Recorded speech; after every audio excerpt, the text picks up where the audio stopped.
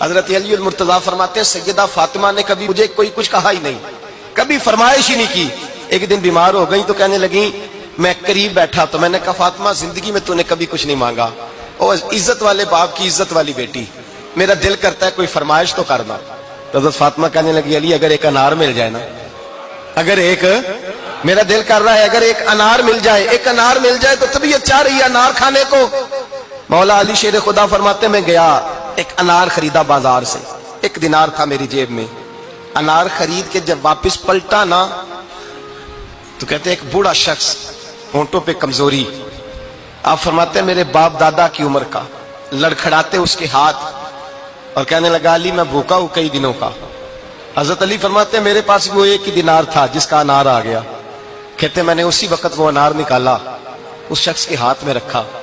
بوجھل قدموں سے جب میں اندر داخل ہوا نا تو پاک رسول کی پاک بیٹی، عزت والے نبی کی عزت والی بیٹی، صبر والے محبوب کی صبر والی بیٹی، کہتے ہیں جب میں نے اپنا قدم اندر رکھا دروازے کے تو فاطمہ نے میرا اترا ہوا چہرہ دیکھا تو کہنے لگی علی پیسے اللہ کے راستے میں دے آئے ہو، خیرات کر رہے ہو؟ حضرت شیر خدا رضی اللہ تعالیٰ عنہ فرماتے ہیں میں فاطمہ کی طرف دیکھا تو میں حیران ہو گیا، میں نے کہا فاطمہ تجھے، کہنے لگی مجھے یقین ہے آپ انار لینے گئے تھے، آپ نے خرید بھی لیا تھا، اور مجھے پتا ہے علی میرے ساتھ بے وفائی ہو ہی نہیں سکتی، یہ کسی سوالی نے مانگ لیا ہوگا، علی آ جا، مجھے انار کھانے سے وہ سکون نہیں ملا جو تو اللہ کے راستے میں دے آیا ہے تو سکون ملا ہے، کھانے سے نہیں ملا جو تیرے دینے سے ملا ہے۔ مولا علی کہتے صبر کر کے میاں بیوی بیٹھ گئے تو دروازے پہ دستک ہوئی، کہتا میں اٹھ کے دروازے پہ گیا تو حضرت سلمان فارسی دروازے پہ کھڑے تھے، انہوں نے نا 9 انار مجھے دیے، کہنے لگے نبی پاک نے بھیجے ہیں، یہ 9 انار ہیں نبی پاک نے بھیجے ہیں۔ تو حضرت علی شیر خدا فرمانے لگے ہمارے نہیں کسی اور کے ہیں، ہمارے نہیں کسی پڑوسی کے ہیں، دائیں بائیں دیکھ لے، کہنے لگے نہیں تمہارے ہی ہیں، فرمانے لگے نہیں میرے ہوتے تو 10 ہوتے،